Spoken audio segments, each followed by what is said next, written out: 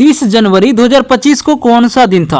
दोस्तों मात्र 5 सेकंड के अंदर आप सॉल्व कर पाएंगे, इससे ज्यादा समय नहीं लगेगा। देखिए इसके लिए आपको क्या करना होगा दोस्तों, 3 कोड याद रखना होगा। कौन कौन सा कोड है? पहला महीना का कोड, दूसरा दिन का कोड, तीसरा शताब्दी का कोड, और इसके साथ में एक छोटा सा सूत्र याद रखना होगा जो कि अभी हम इसी वीडियो में हम आपको बताने वाला हूं। तो प्लीज इस वीडियो को लास्ट तक जरूर देखिएगा। तो दोस्तों चलिए उस कोड के ऊपर एक बार क्विकली नजर मारते हैं, उसके बाद क्वेश्चंस को सॉल्व करना शुरू करेंगे। कैलेंडर दिन का कोड देखिए, संडे का कोड होता है 1, मंडे का कोड होता है 2, ट्यूसडे का कोड होता है 3, वेडनेसडे का कोड होता है 4, थर्सडे का कोड होता है 5, और फ्राइडे का कोड होता है 6, और सैटरडे का कोड होता है 0। दोस्तों अब चलिए जानते हैं कैलेंडर महीना के कोड के बारे में।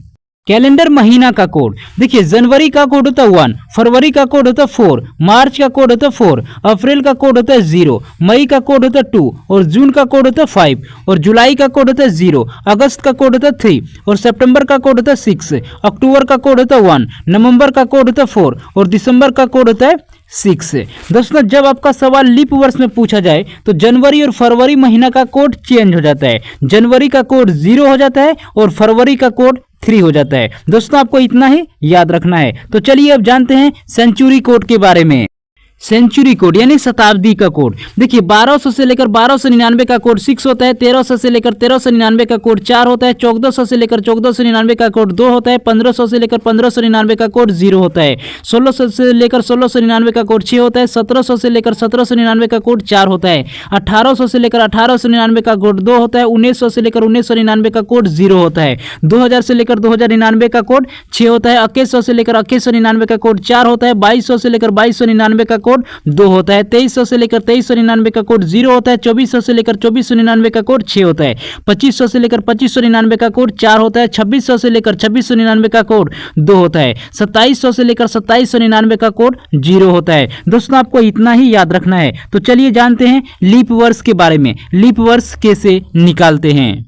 लीप वर्ष निकालना सीखें। दोस्तों 0 सेकंड देना होगा, इससे ज्यादा समय नहीं लगेगा। देखिए जब आपका सवाल पूछा जाता है, मान लीजिए कि आपका सवाल जो है 1950 के आधारित पूछा जा रहा है, तो आपको क्या करना होता है, लास्ट 2 डिजिट के अंदर आपको लीप वर्ष पता करना होता है कि कितना लीप वर्ष होगा। तो 50 में आपको क्या करना है, 50 में आपको क्या करना है, 4 से भाग देना है। जो भागफल आएगा वही आपका लीप वर्ष कहलाएगा।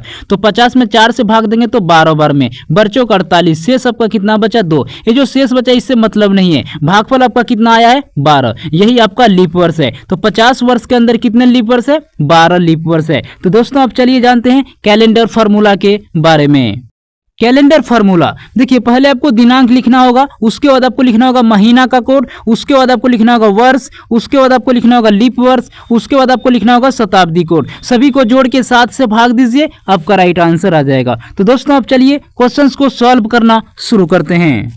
दोस्तों उम्मीद करता हूं कि आपने कोड को अच्छी तरह से समझ लिया होगा। देखिए 30 जनवरी 2025 को कौन सा दिन था?